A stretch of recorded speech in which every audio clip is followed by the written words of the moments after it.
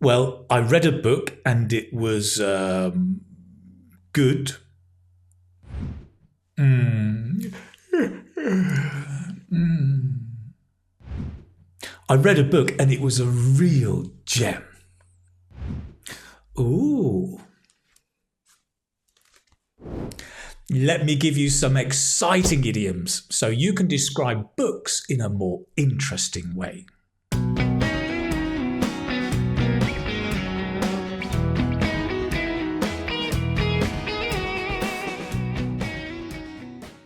Hello, this is Keith from English Speaking Success and the website, the Keith Speaking Academy. Now, when talking about books, you can use idioms to make your descriptions more interesting and lively, okay? So in this video, I'll give you 10 idioms that you can use to describe books you have read. I'll start with idioms about reading in general, and then idioms to describe books as good, and then to describe books as exciting, and then to describe books as, well, bad, right? Finally, I'll show you how to recommend a book in English. Great. Now, remember, in the description below, you can click on a link to get the PDF of these with more examples and a quiz, as well as an MP3 audio file, so you can start practicing and really improve your fluency. Just click on the link down there, get practicing with the PDF and MP3, and that's it. Excellent. Let's get into the video with idiom number 1.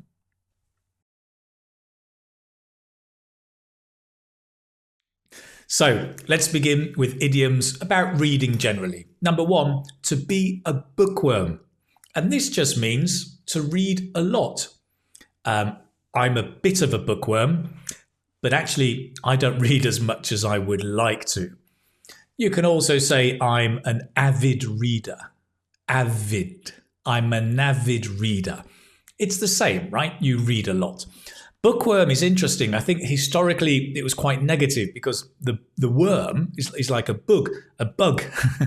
And you know that the bugs used to live in the books and eat up the books. So it used to be quite negative, but nowadays I'd say it's neutral. It's neither positive nor negative. It's just a very neutral expression. Number 2, to have your nose in a book. Now, literally, right, you've got a book, put your nose in the book. But of course, idiomatically, it just means you're always in the book. You read a lot. Same meaning, right, as a bookworm. I always have my nose in a book. It means I read a lot. My friend Gareth, when I was growing up, he was an avid reader. He always had his nose in a book. All the time. Whenever you saw him, he was reading. Number 3, to leaf through a book. So a leaf is a page in a book. So to leaf through is just to flip through. You can also say to flip through, right? You're turning the pages of the leaf. Really, it means that you're reading it quickly without paying attention to detail. I'll just leaf through this book to find where I was. Ah, yes. I guess typically you would leaf through a recipe book, a bit like this one, right? If you're looking for a recipe, you'll just leaf through and look for, oh yes, easy sausage carbonara, can't go wrong. Lovely. So to leaf through or to flip through, both of those are good.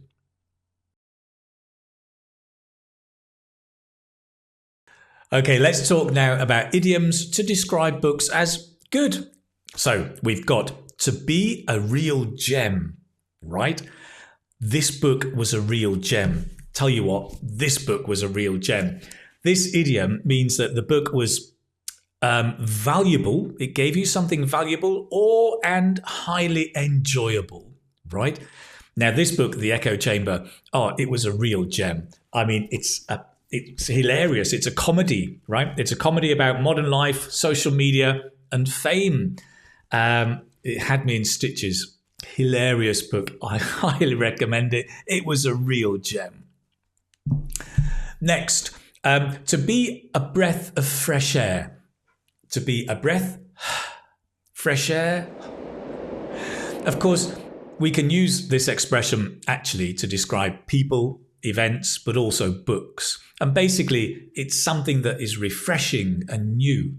Now, because I spend a lot of time reading grammar books, vocabulary books, learning English books, teaching English books, recently I read a novel and it was like a breath of fresh air. Or it was a breath of fresh air. This Death and Croissants, it's another funny book, quite interesting, just really an easy read. So that, yeah, for me, because it was so different and refreshing, it was a breath of fresh air. Next, to be a real eye-opener. Eye-open? Eye-opener. To be a real eye-opener is, again, a book that gives you a new perspective on something or gives you new valuable information. Recently, I read this book, The YouTube Formula. It was a real eye-opener. Gave me a whole new perspective on how to grow my YouTube channel. Well worth reading, if it stays in the cover. It was a real eye-opener. Moving on. By the way, none of these books are sponsored, but I can highly recommend them. Let's move on and talk about exciting books.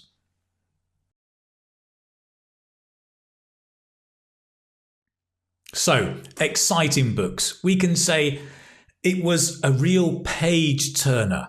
A real page turner, which means it was so engaging and so interesting that you couldn't stop turning the pages, right? You're turning the pages. It's so exciting. It was a real page turner.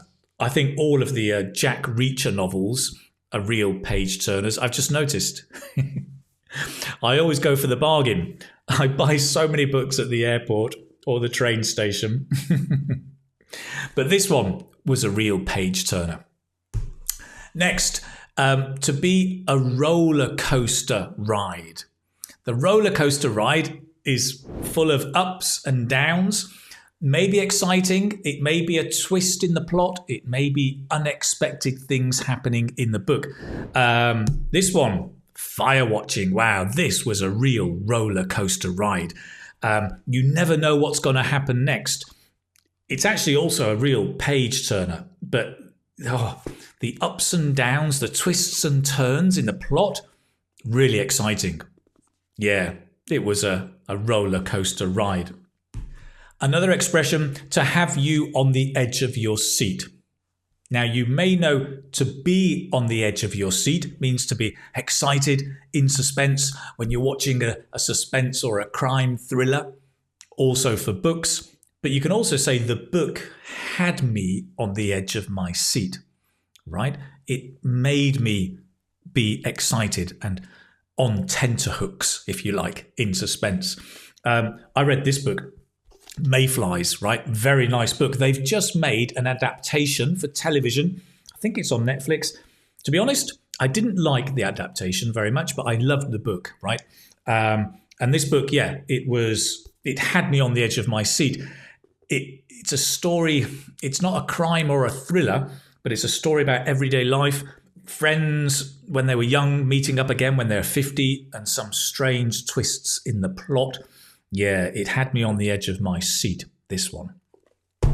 Finally, we can say to be a fast-paced novel. Fast-paced, to move quickly. So any kind of crime novel or spy novel is typically a fast-paced novel. Fast-paced novel. You get the nice stress, fast-paced novel. Joe Nesbo, all of his books are fast-paced novels. This is a translation, but obviously this is the Harry Hole series. What an interesting name for a detective. But most of his books, a bit like Jack Reacher, they are fast-paced novels. Really interesting. Moving on.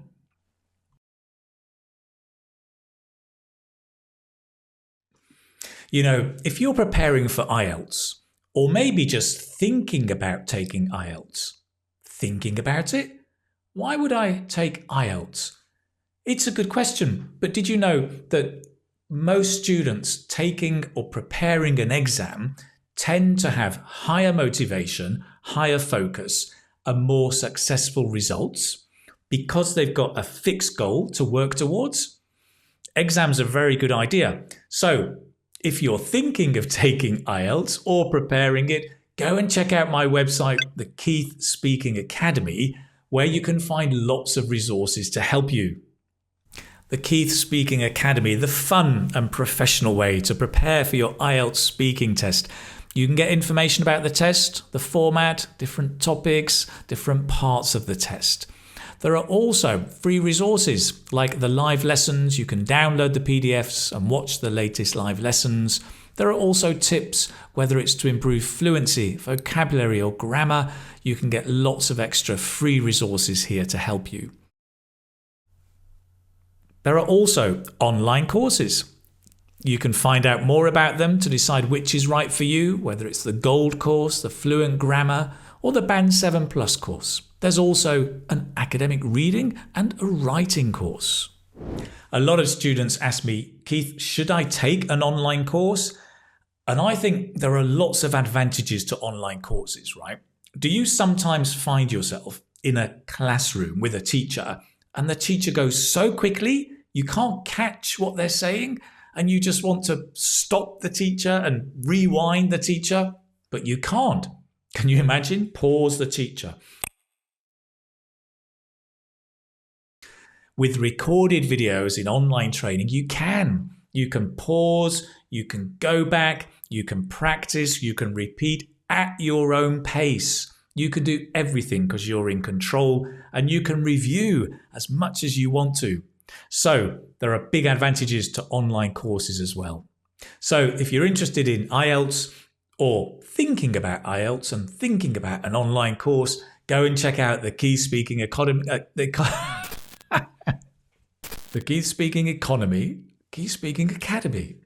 Go and check out the Keith Speaking Academy. There are lots of resources there for you. On that note, let's get back to those idioms.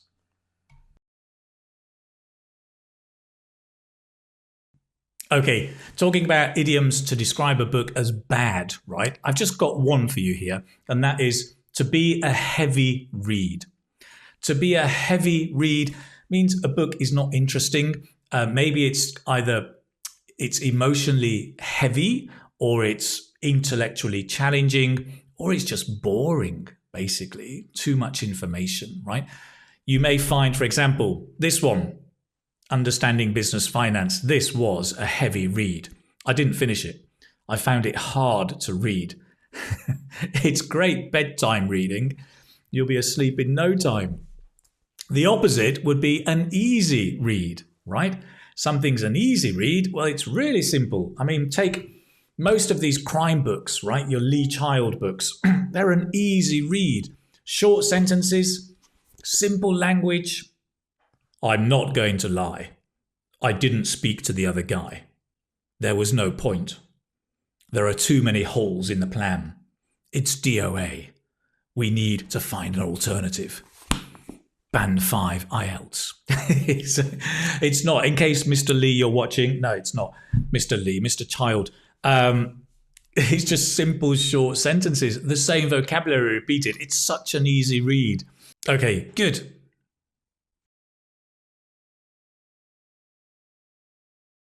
So coming next to recommending books, well, you can say, for example, this one, I highly recommend this book. Notice the stress. I highly recommend. Intonation. It's going up and down. I highly recommend this book. Another nice expression is I can't recommend it enough. I can't recommend it enough. Meaning it's fantastic, right? I strongly recommend it. What, for example, what's my favorite book here? Yes, this will be my favorite. This one. I can't recommend it enough. It's brilliant. Go out and get it. That's it for books and idioms about books. Listen, I hope that this was useful for you. If you enjoyed the video, give me a like and just click on the subscribe button and get notifications if you want to find out about new videos. I've taken all of these idioms and also the titles of the books, they're everywhere. I've put them in a PDF. Just look in the description, in the link below for Get Practicing with the PDF. And there's an MP3 so you can practice your pronunciation. Remember, the secret is in the practice. That's how you'll improve your English. Okay, lovely. Thank you for watching, and I will see you in the next video. Take care, my friend. Bye-bye.